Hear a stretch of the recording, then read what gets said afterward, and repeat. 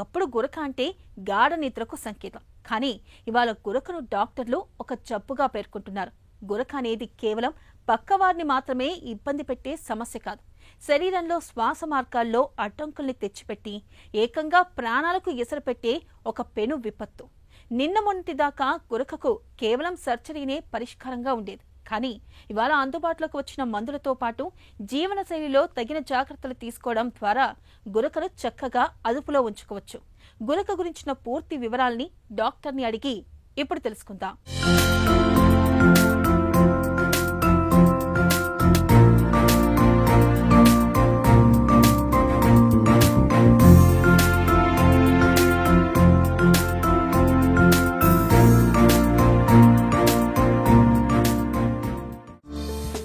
గురక ఎందుకు వస్తుంది? కారణాలేంటి? నిద్రలో ఉన్నప్పుడు మన గాలిగొట్టం పై భాగంలో ఉన్న గోడలు ఎప్పుడైతే వైబ్రేట్ అవుతాయో అప్పుడు గురక వస్తుంది. అందరికీ గురక రావాలని ఏం లేదు. ఎవరికైతే ఈ పై భాగంలో ఉండే గాలిగొట్టంలో పార్షియల్ ఒబ్స్ట్రక్షన్ జరుగుతుందో వీళ్ళల్లో మాత్రం గురక వచ్చే అవకాశం ఉంటుంది. గురక రావడానికి ముఖ్య కారణాలు ఒబేసిటీ అంటే ఉబకాయం. వీళ్ళల్లో కూడా మగవారిలో ఎక్కువగా చూస్తూ ఉంటాం. ఎప్పుడైతే వయసు పైబడుతూ ఉంటుందో వాళ్ళల్లో ఈ గాలిగొట్టం పైభాగంలో ఉండే గోడలు ఎక్కువ కొలాప్స్ అవ్వటం మొదలవుతాయి. దీనివల్ల కూడా గురక ఎక్కువగా చూస్తూ ఉంటాం. స్లీప్ పొజిషన్ని బట్టి కూడా గురక వేరీ అవుతుంది. ఫ్లాట్గా పడుకున్న వాళ్ళల్లో గురక ఎక్కువగా వస్తూ ఉంటుంది. పక్కకు పడుకున్న వాళ్ళల్లో గురక కొంచెం తగ్గే అవకాశం ఉంటుంది. ఇవే కాకుండా స్ట్రక్చరల్ ఒబ్స్ట్రక్షన్స్ అంటే ఎప్పుడైతే ముక్కు గోడ వంకరగా ఉన్న వాళ్ళ ముక్కు దూలం వంకరగా ఉన్న వాళ్ళలో కానివ్వండి, ఎక్కువ పాలిప్స్ నిండిపోయి ఉంటే ముక్కులో ఎక్కువ పాలిప్స్ నిండిపోయి ఉన్న వాళ్ళలో వీళ్ళల్లో కూడా మనం గురక ఎక్కువగా చూస్తూ ఉంటాం.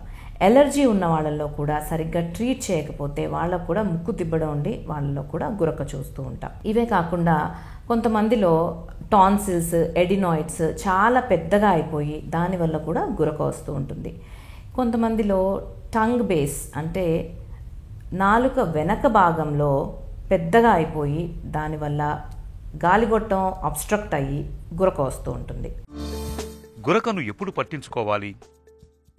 ఎప్పుడన్నా గురక పెడుతూ ఉన్న వాళ్ళలో మనం పట్టించుకోవాల్సిన అవసరం లేదు.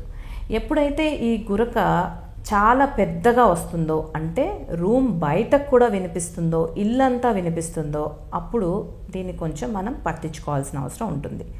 అలానే ఈ సౌండ్ పెరగడంతో పాటుగా రాత్రిపూట యాప్నిక్ స్పెల్స్ అంటాం. అంటే బ్రీతింగ్ ఆగిపోతుందన్నమాట ఫర్ మోర్ దాన్ 10 seconds. ఎప్పుడైతే ఈ బ్రీతింగ్ మోర్ దాన్ 10 seconds ఆగిపోయి మళ్ళీ మొదలవుతూ ఉంటుందో దీన్ని యాప్నిక్ స్పెల్స్ అని అంటాం. ఈ విట్నెస్డ్ యాప్నిక్ స్పెల్స్ ఎప్పుడైతే చూస్తామో అప్పుడు కూడా మనం గురకని కొంచెం సీరియస్గా తీసుకోవాల్సిన అవసరం ఉంటుంది. దీంతో పాటుగా ఈ గురక ఎక్కువ ఉన్న వాళ్ళల్లో రాత్రిపూట సడన్గా గ్యాస్పింగ్లోకి వెళ్ళి మెలకు వచ్చేస్తూ ఉంటుంది. ఈ మెలకు రావటం వలన నిద్ర సరిపోకపోవడం వలన డే టైం ఎక్సెసివ్గా నిద్రపోవడం, డే టైం బాగా నిద్ర వచ్చినట్టు ఉండటం, అలర్ట్నెస్ తగ్గిపోవటం, ఇలాంటి సిచ్యువేషన్స్లో ఎవరైనా డ్రైవ్ చేస్తున్నప్పుడు యాక్సిడెంట్స్ అవ్వడం కూడా జరుగుతూ ఉంటుంది. ఇలాంటి సిచ్యువేషన్స్ మనం కొంచెం సీరియస్గా తీసుకుని దాన్ని ట్రీట్మెంట్ తీసుకోవాల్సిన అవసరం ఎంతైనా ఉంటుంది.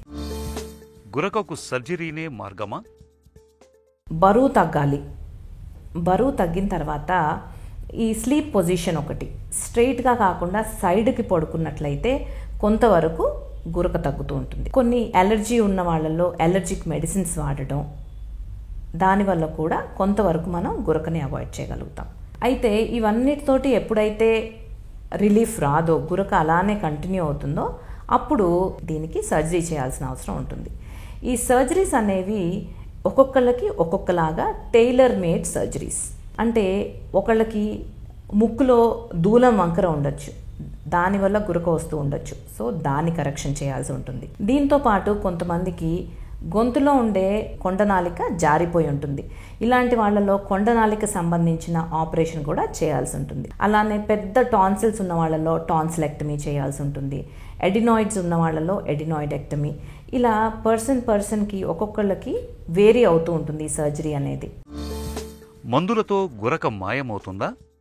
చెప్పాలంటే మందులతో గురక తగ్గదు. అసలు గురకకి మందులు ఉండవు. కాకపోతే అలర్జీతో వచ్చే గురకనైతే మనం మందులు ఇచ్చి తగ్గించే అవకాశం ఉంటుంది. బరువు తగ్గటం, మద్యపానానికి దూరంగా ఉంటే గురక తగ్గుతుందా? కొన్నిసార్లు ఇనీషియల్ స్టేజెస్లో ఉన్నప్పుడు బరువు తగ్గటం మూలాన, మద్యపానం అవాయిడ్ చేసినందు మూలాన చాలా మటుకు గురక తగ్గుతుంది. అయితే ఎప్పుడైతే బరువు చాలా ఎక్కువ ఉంటారో 120, 130 kgs అలా ఉన్నప్పుడు బేరియాట్రిక్ సర్జరీ కూడా ఒక ఆప్షనే. సిప్యాప్ మిషన్తో గురకను తగ్గించుకోవచ్చా? సిప్యాప్ అనేది చాలా effective mode of treatment. So first ఎప్పుడైతే ఈ మనం అబ్స్ట్రక్టివ్ స్లీప్ యాప్నియా అని మనం డయాగ్నోస్ చేస్తామో, దీని తర్వాత ఫస్ట్ ట్రీట్మెంట్ మనం సిప్యాప్ ట్రయల్ ఉంటుంది. సిప్యాప్ అంటే కంటిన్యూస్ పాజిటివ్ ఎయిర్వే ప్రెషర్. దీంట్లో ఈ కంటిన్యూస్ ఎయిర్వే ప్రెషర్ ఇవ్వటం వలన గాలిగొట్టంలో ఉండే పై భాగంలో ఉండే గోడలు కొలాప్స్ అవ్వకుండా అవాయిడ్ చేస్తుంది. దీని మూలాన గురక అనేది తగ్గుతుంది. అయితే కొంతమంది ఈ సిప్యాప్ పెట్టుకోలేరు. ఎందుమూలన అంటే కొంతమందికి క్లాస్ట్రోఫోబియా అనే వ్యాధి ఉంటుంది. అంటే ఈ మాస్క్ పెట్టుకోవడం వలన వాళ్ళకి చాలా డిస్కంఫర్ట్ ఉండి పెట్టుకోలేకపోతారు. ఇలాంటి వాళ్ళల్లో ఇంకా ఎప్పుడైతే ఈ మాస్క్ ఎక్కువగా పెట్టుకున్నందు మూలాన ఆ స్కిన్ ర్యాషెస్ రావడం కానీ, అబ్రేషన్స్ రావడం కానీ జరుగుతాయో వీళ్ళల్లో కానివ్వండి, లేకపోతే బాగా ఎక్కువ గాలి ముక్కు నుంచి తీసుకోవటం వలన ముక్కు బాగా ఎండిపోవడం, గొంతులో నుంచి తెమడ ఎక్కువ రావడం, వీటి వలన కూడా వీళ్ళు సిప్యాప్ వాడటం కష్టంగా ఉంటుంది. వీళ్ళల్లో మనం వేరే ట్రీట్మెంట్ ఆప్షన్స్ అనేవి చూసుకోవాల్సిన అవసరం ఉంటుంది. లేజర్ చికిత్సలతో గురక తగ్గుతుందా? ఇప్పుడు రీసెంట్ అడ్వాన్సెస్ లేజర్స్ కానివ్వండి, కోబ్లేషన్ టెక్నాలజీ కానివ్వండి, రేడియో ఫ్రీక్వెన్సీ అబ్లేషన్ కానివ్వండి, ఈ అడ్వాన్స్ టెక్నాలజీ వలన సర్జరీస్ అనేవి చాలా ఈజీగా అండ్ చాలా ఎఫెక్టివ్గా చేయడం జరుగుతుందన్నమాట. ఈ అడ్వాన్స్మెంట్స్ వచ్చిన తర్వాత మోడ్ ఆఫ్ అంటే సర్జరీస్ కూడా చాలా బెటర్గా చేయడం జరుగుతుంది. దీని వలన గురక అనేది చాలా తగ్గుతుంది. గురకను అదుపులో ఉంచుకోవడానికి జీవనశైలిలో తగిన జాగ్రత్తలు తీసుకోవాలి. ముఖ్యంగా బరువును అదుపులో ఉంచుకోవాలి. నిత్యం బ్రీతింగ్ వ్యాయామాల్ని చేయడాన్ని అలవాటు చేసుకోవాలి.